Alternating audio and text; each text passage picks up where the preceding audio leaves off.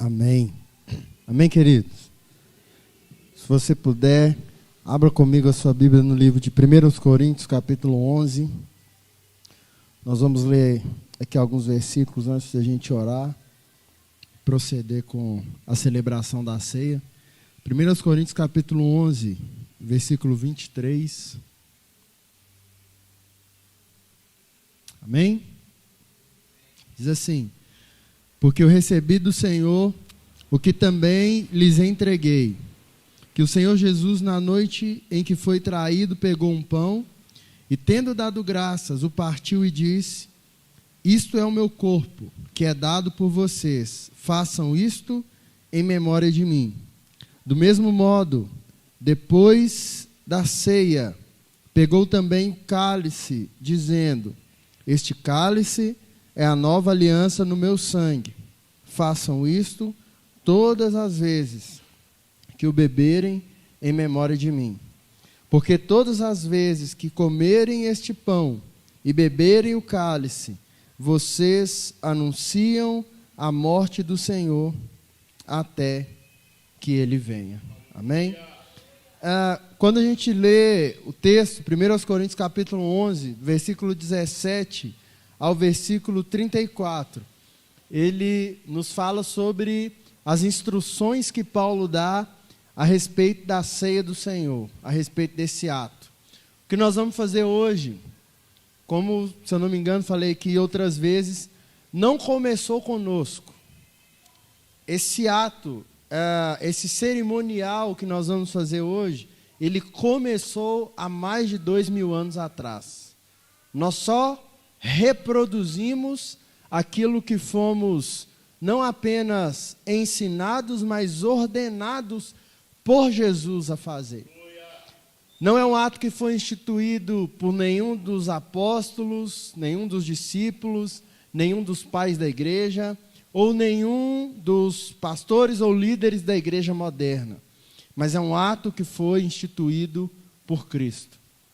E Paulo, na oportunidade de escrever e de dar orientações a respeito desse ato aos coríntios, estabelece alguns princípios que eu creio nós, como igreja do Senhor, no século 21, no ano de 2024, obedecendo a ordem de Jesus, nós precisamos entender esses princípios.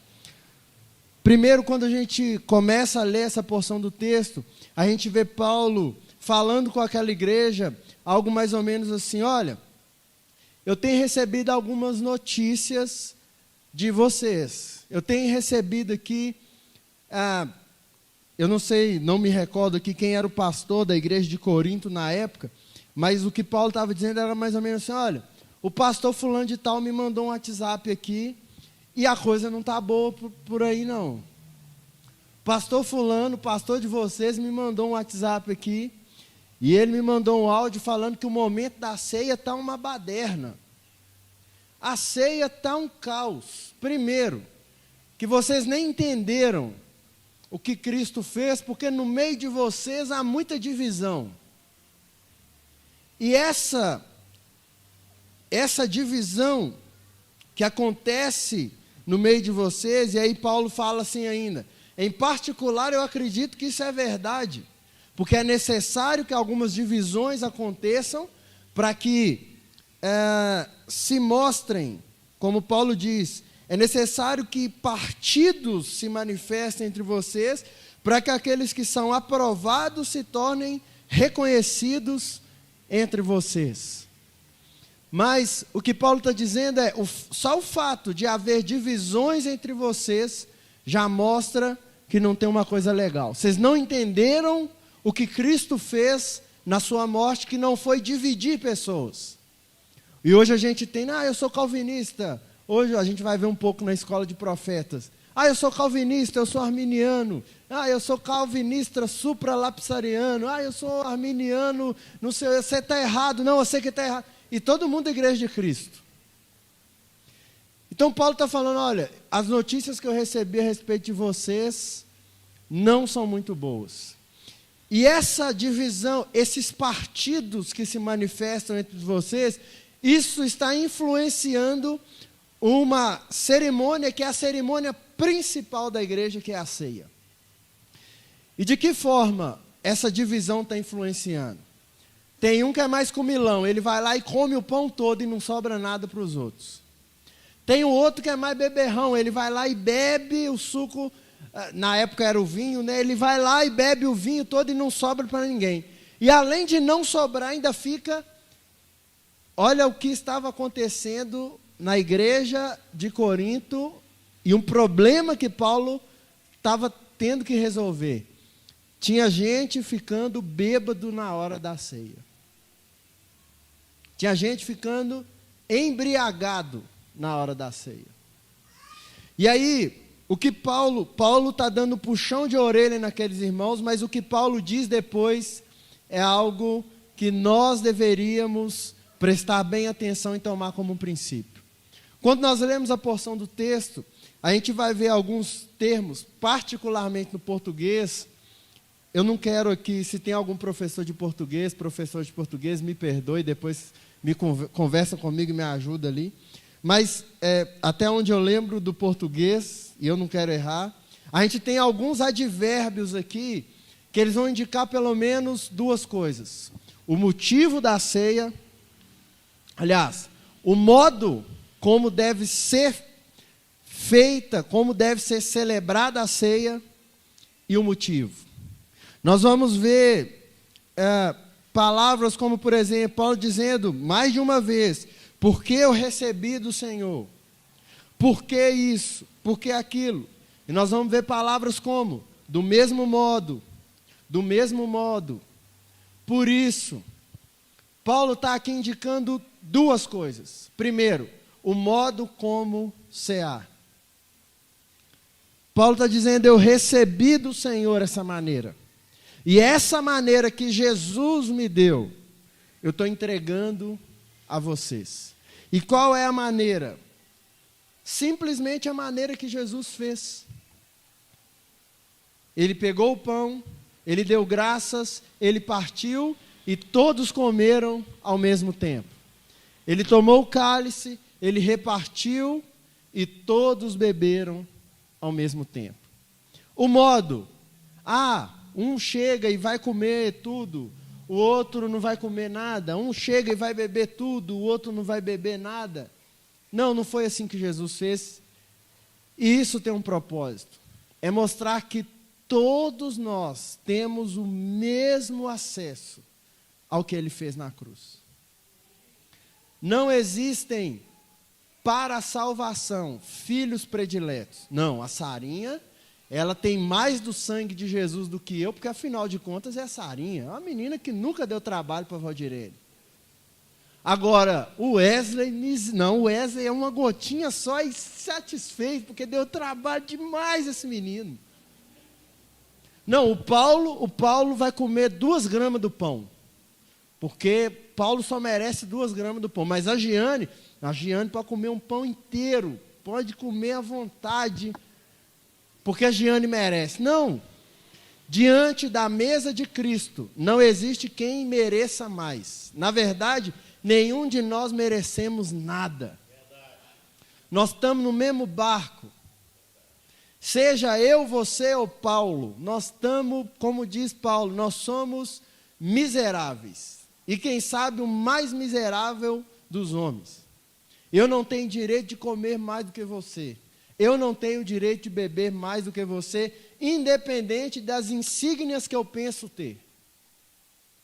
Você não tem mais direitos do que o seu irmão diante da mesa de Jesus. E é isso que Paulo estava dizendo, as divisões que acontecem no meio de vocês revelam que vocês não entenderam que o corpo e o sangue foram dados na mesma quantidade, no mesmo acesso para todos. Então, se nessa noite você é alguém que pensa que merece mais do que alguém, você está errado.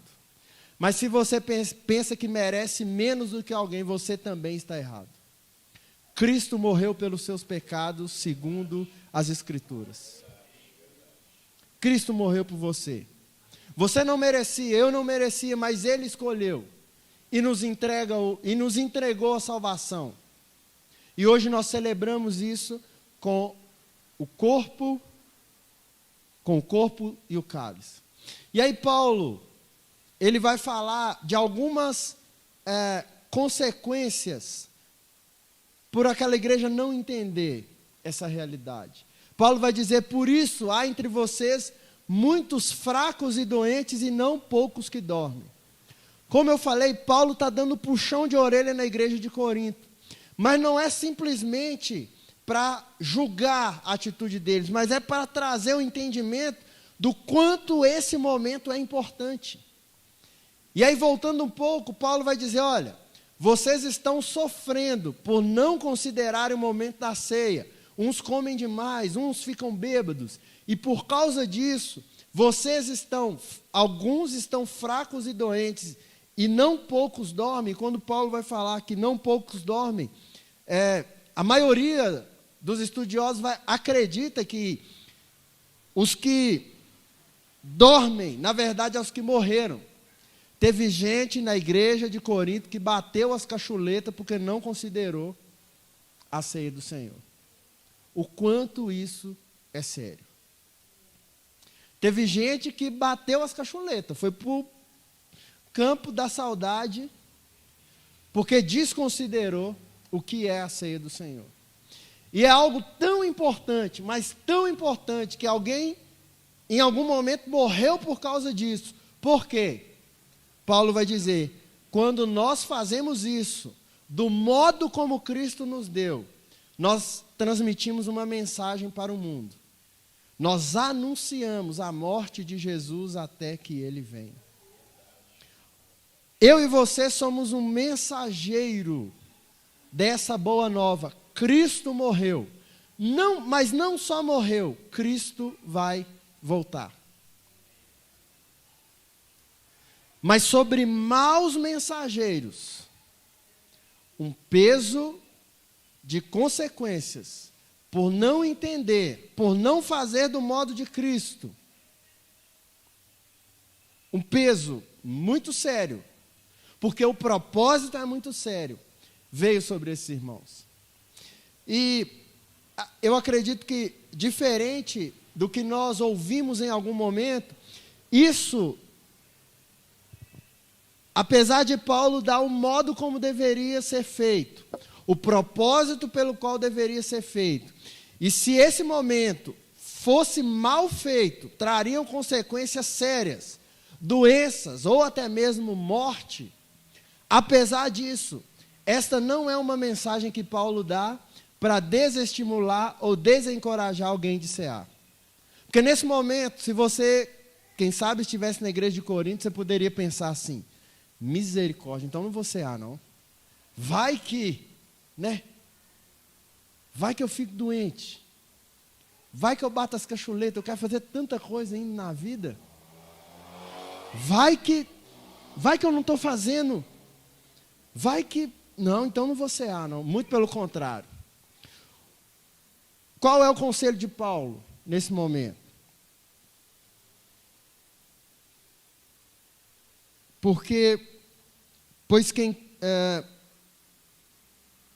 Versículo 28, que cada um examine a si mesmo. Que cada um faça um exame. E aí, não é propriamente um exame no sentido de como nós aprendemos e fazemos com o Papai Noel. Eu fui bonzinho de janeiro a março, abril não fui tanto, mas aí depois em junho eu consertei, chegou dezembro, mas eu acho que eu estou apto a ganhar um presente. Não é simplesmente um exame se você foi bonzinho ou não, é se você entende o que é esse ato. Porque falhas e pecados nós vamos ter. Se eu e você dependermos de sermos perfeitos e sem falhas e sem pecados para cear, nós estamos lascados. Acabou a ceia aqui. Nós não tem mais como ter ceia. Não tem, do pastor Francisco ao Reuel, não tem como mais cear. Mas o que Paulo está dizendo é: examine-se cada um a si mesmo, e assim coma. Você entende a importância desse ato? Você entende que você é um mensageiro que com esse ato anuncia a morte, e não só a morte, mas o retorno de Cristo? Você percebe algumas coisas que ainda precisam ser ajustadas para que você seja um bom mensageiro, uma boa mensageira? Então Paulo prossegue. Você não precisa parar, falar, não estou legal, não fui muito bem esse mês, não vou cear. Não. Examine-se cada um a si mesmo, e assim coma. O sangue de Cristo tem poder para cobrir qualquer falta que você tenha. Basta que você reconheça o poder desse sangue. Basta que você reconheça o valor desse sangue. Basta que você reconheça o valor desse ato. Eu penso que Cristo, inspirando e usando o apóstolo Paulo, deixou essa mensagem para toda a igreja, pelos séculos dos séculos, que hoje fazem esse ato. É um entendimento do modo e do propósito pelo qual nós ceamos. Então, nesse momento, enquanto nós oramos pelo pão e oramos pelo cálice, você pode examinar a si mesmo e perceber se você tem dado o devido valor a esse ato. E se em algum momento você percebe alguma falta, o sangue de Cristo tem poder para cobrir qualquer falta e você participar do pão e do cálice nessa noite. Senhor Jesus, nessa noite,